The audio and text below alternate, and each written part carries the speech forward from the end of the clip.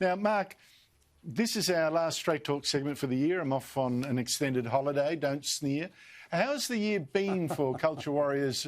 It started so well with George Pell getting freed from jail, but then came the virus. You had people accepting tough lockdowns, which I thought was a bit sad, and then the defeat of Donald Trump. Plus, of course, this crazy stuff about women being the victims of, how dare this politician have sex with a married woman in Parliament House, the Minister Alan Tudge, and that showed that it was an anti-woman, sort of cesspit in Parliament House. Are we ahead at the end of the year, or did we take several steps behind?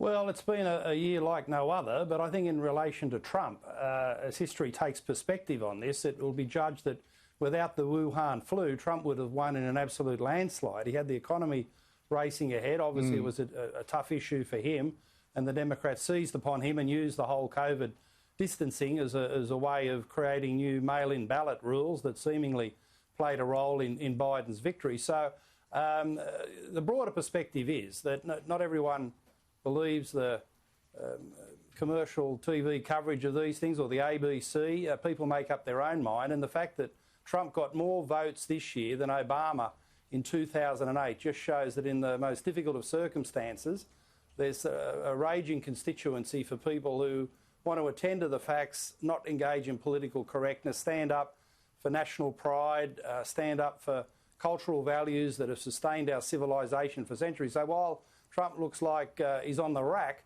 it's fair to say that, there's some solace in that type of result. And I always think that people make up their own mind in politics, and they're not going to be hectored to by the sneering elites.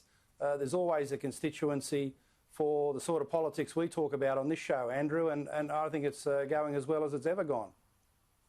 Yeah, but of course, winners are grinners, Mark, and, the winners write the history and they will say this was a repudiation of the Trump era, even though I agree with you. Trump actually won more votes this time than he did last election, and that's despite a 4-year media campaign to bring him down.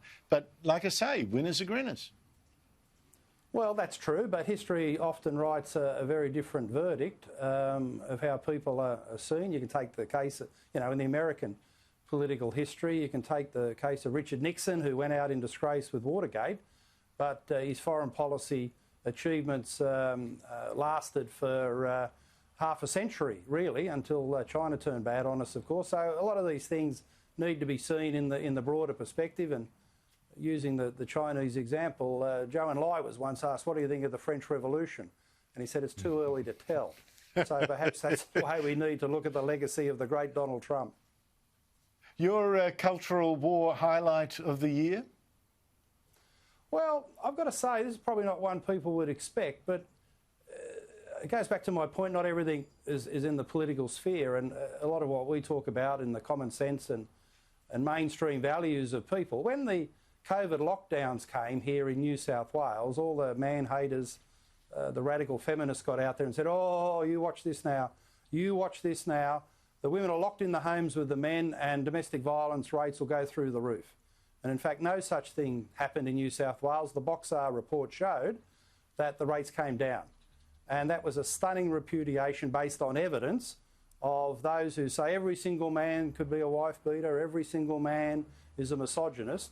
And the truth is that in that lockdown environment, I think a lot of families, and I certainly include my own in this, found it a blissful time, not so distracted by work and other pressures in life, to re-establish the bonds of the family as the foundation stone of our society. And for a lot of people, the nuclear family in particular, it was a wonderful time to reassert its primacy in civil society and repudiate in the evidence this idea that if people are together in their own home, laws will be broken and people will be assaulted. What an absurdity. So, it wasn't a screaming headline. None of that data that I've just mentioned. No, it's a very good point. The ABC. Yeah, but I think it was a time in unexpected circumstances where the importance of the nuclear family reasserted itself. Well, I hope that's true for most Australians. I'd like to take something positive out of this horrible year. Yeah, let's. Mark Latham, may I thank you for everything you've done on this show. I think you're a real asset to public debate, and thank you so much. And all the best, Andrew, to you and the viewers for their Christmas, a happy and holy Christmas, and a better new year than we've had this year, most certainly. Thank you, mate.